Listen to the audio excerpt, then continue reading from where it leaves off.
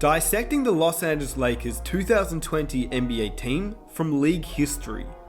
The Los Angeles Lakers have officially locked up the first seed, and yes, it was in the Western Conference, which no doubt LeBron James is very proud of, and to his credit, it was one of the big questions throughout his time in the Eastern Conference. Could he really do it in the West? The Lakers really do have a strong chance this year to make it to the NBA Finals since 2010, when the Lakers were led by their star player in Kobe Bryant and a 2010 big man in Pau Gasol, with some great defensive role players that all played their roles exactly the way they were meant to play in order for the Lakers to win that NBA championship. That 2010 Lakers roster does have some similarities to this year's Lakers roster, although this year's Lakers roster hasn't made the NBA Finals together before, unlike the 2010 Lakers who made the Finals in 2008, 2009, and then of course made it again in 2010. So many questions need to be answered, yet this is still a very fascinating team with so much history, so let's break it down. Let's look at this Lakers squad and how they all came to be assembled as the first Los Angeles Lakers team to make the NBA playoffs in a decade. These players though have a history to them, so mostly veteran players. For example, Kyle Kuzma won't be in this video as he's relatively new to the league and doesn't really have a history. But before I get started, I'd really appreciate if you guys could leave a like to show your support on the video. It literally means so much if you could hit that like button. It takes 2 seconds of your time and it helps the channel out a lot. If we could aim for 1,000 likes for the next video, that would be awesome. And if you're new around here, be sure to hit that subscribe button for NBA content every single week. And without further ado, don't forget to hit that notification button and let's get into the video. So the Los Angeles Lakers have run many combinations of starting lineups this year, and I won't go through every player, but we'll start with two guards, Rajon Rondo and Avery Bradley, two former Boston Celtics and once rivals of the LA Lakers. Firstly, Rajon Rondo. To think that Rondo is on his 6th NBA team is just insane to me. Sure, he's a veteran guard, but 6 teams in 8 years after leaving Boston is just insane and shows how fast time flies. A year in Dallas, Sacramento, Chicago, New Orleans with Anthony Davis and DeMarcus Cousins, 2 teammates this year, and now the Los Angeles Lakers. If you rewind back to 2010, no way could you have imagined Rondo playing with LeBron James in a Lakers jersey. That just seemed absurd, but it's the NBA and anything is truly possible. I don't think anyone could have believed that he'd play for the Chicago Bulls with Dwayne Wade after their battles in the Eastern Conference Miami vs Celtics, and they became good teammates. He currently is injured, but Rondo is still a valuable piece for this Lakers team, even if he isn't the same player that he once was. All the Lakers need from him is some veteran minutes as a past player that has multiple time defensive first team player awards and a multiple time all-star, a past NBA champion, and a veteran like Rondo that can come into the playoffs could prove very valuable. Rondo's history throughout his time in the NBA is one that is very marvelous. In the 2010s, he was seen as one of the greatest point guards, the way that Steph, Kyrie, Dame, Trae Young all are today. Back then it was Rajon Rondo, Chris Paul, Steve Nash, Deron Williams. But a decade has gone by, new point guards have emerged, and now Rondo is a veteran player on a potential championship team, where he has the chance to win one in Boston and one in Los Angeles. What a story. Speaking of stories, a similar one can be said for Avery Bradley. He's been much more of a part of this Lakers team as Rondo has, and he's still a very good defender, and obviously he's shown his presence for this Lakers team, being in the most common Lakers starting lineup. But he's opted out of the bubble, which means his value for this team has to be replaced, so it looks like that it will be Dion Waiters. Not in the starting lineup, but it looks like he'll move into that second rotation, and Caldwell Pope moves into the starting rotation, or Kyle Kuzma, depending on what the Lakers decide to run, and obviously the playoff matchups can be adjusted. Nevertheless, this is about dissecting the current roster, so let's keep it moving. Dion Waiters, a super interesting player. Drafted to the Cleveland Cavaliers 4th overall in 2012, a few years later, LeBron James had returned to Cleveland, and Dion didn't have a role alongside Kyrie, LeBron, and Kevin Love. He had a year in OKC with Russ and KD, and of course Serge Ibaka, but he really didn't fit. A 4-year stretch in Miami where he played the best basketball of his career saw him prove very valuable for that Heat team. Until this year, where he stopped having that Miami Heat mentality, that hard-working, grit and grind mentality, and he found himself out of the rotation, which spiraled him being traded to Memphis, and then waived by Memphis and finding his way to LA.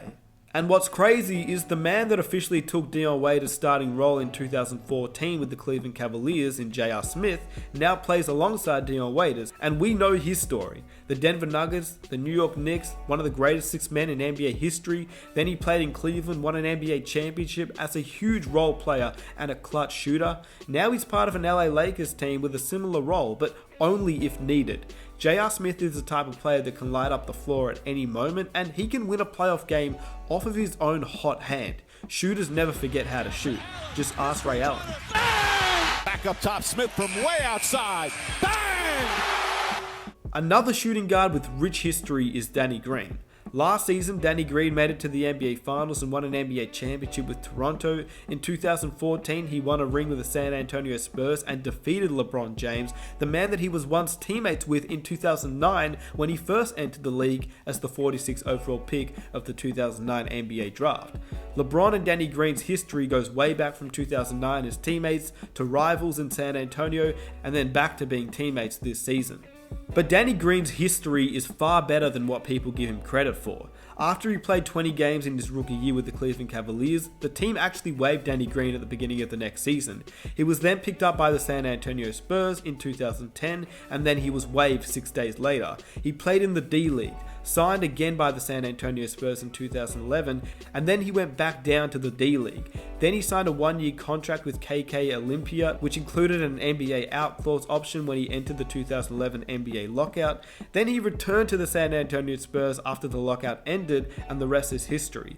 He won a championship with the Spurs, he finished 9th in the league in voting for the NBA Most Improved Player award, and by 2018, he was traded for DeMar DeRozan alongside his teammate Kawhi Leonard and won an NBA championship in Toronto. So for him to be the 46th overall pick, to being waived, to being picked up again, to being waived to the D-League, to being picked up again, waived again, and to still make his name as one of the better 3-and-D guys in the league, just shows how valuable he truly is for this Lakers team if he can perform, and it's going to be fun to watch him in the playoffs. Obviously at small forward, we know who he is, the king, LeBron James. We really don't need to get into it too much, but apart from the fact that he's competing for his first NBA championship in a Lakers jersey, he's a 3-time NBA champion already with Miami and Cleveland. If he wins this year, he'll be only the 3rd player in league history to win a championship at 3 different teams. He's still in discussion for the MVP at age 35, and we know that a player for LeBron James will be fun to watch and very scary for opposition players. We don't need to get into the history of LeBron James. I think we all very well know what it is. At power forward, Anthony Davis. Whilst only 26 years old, Anthony Davis has an enormous amount of history with him.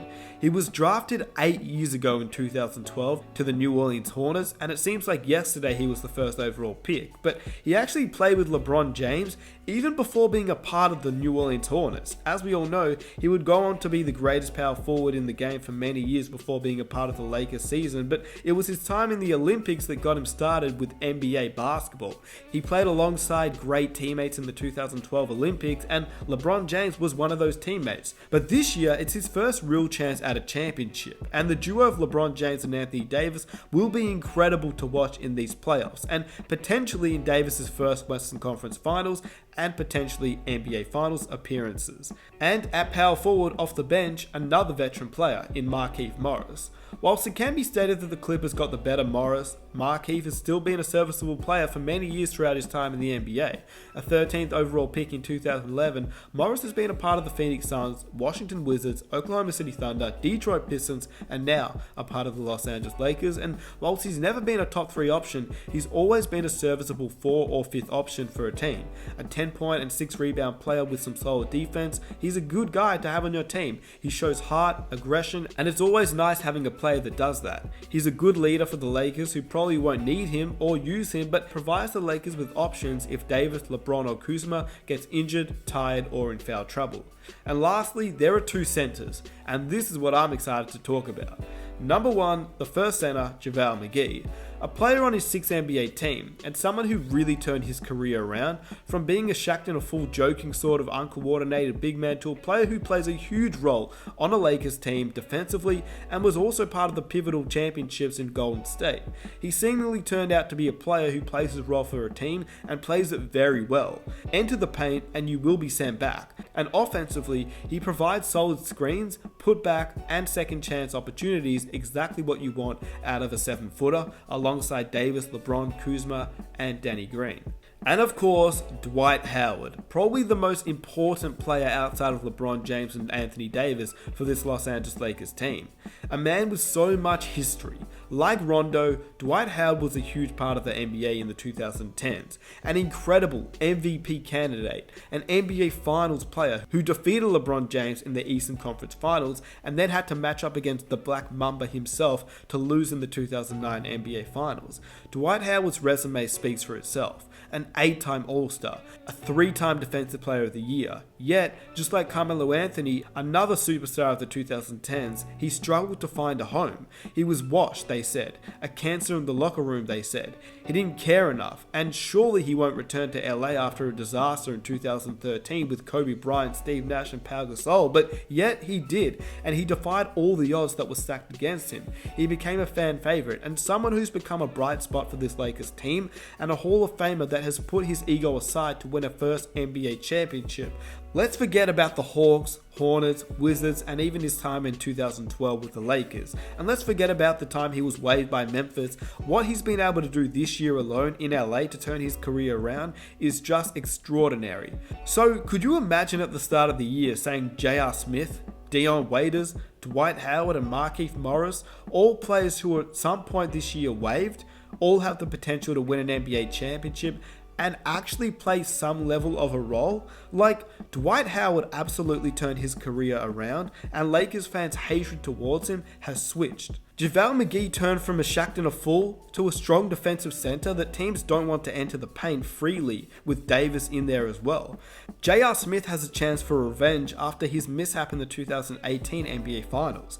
Dion Waiters, Mr. Gummy himself, has a chance to play a role for this Lakers team with Avery Bradley and potentially Rondo out. Like, what a story it would be. And I haven't even gone into the big stars yet. Anthony Davis, what a kickstart to his run for one of the most dominant big men in league history. And he can have all the stats in the world, but if he doesn't win a ring, it doesn't mean a thing. Just ask Kevin Garnett. And the King, going for his 4th NBA ring, in a year where many LA fans have their hearts destroyed, losing their best and one of their Lakers' own, Kobe Bryant, to the heavens above. What a story this year it would be if the Lakers were to win. My point to this video is that I wanted to share why I love this Lakers team. Even as a Miami Heat fan, I think this Lakers team is a story in itself. Shout out to the management, and it truly does remind me of the Heat of 2006, with a ton of veteran guys. Like Alonzo Mourning I can see as a comparable player to Dwight Howard. I can see Rondo as a comparable player to Jason Williams. There's a 1-2 punch in Shaq and Wade, similar to LeBron James and Anthony Davis. And then you have a whole bunch of misfits that have a role on their teams. And they've all somehow brought it all together and won a ring with their egos aside. And the Lakers have a potential to do that, just like the Miami Heat did in 2006. So that's why I love this Lakers squad. And while I want them to succeed once again, I'm not even a Lakers fan. With that said, if you enjoyed the video, please let me know in the comment section. Subscribe for more videos just like this one. And let me know if you want to see one by the LA Clippers, because their history is also pretty fascinating. I'd really appreciate if you guys could aim for 1,000 likes for this video. It would help me out so much, and it takes 1 second of your time.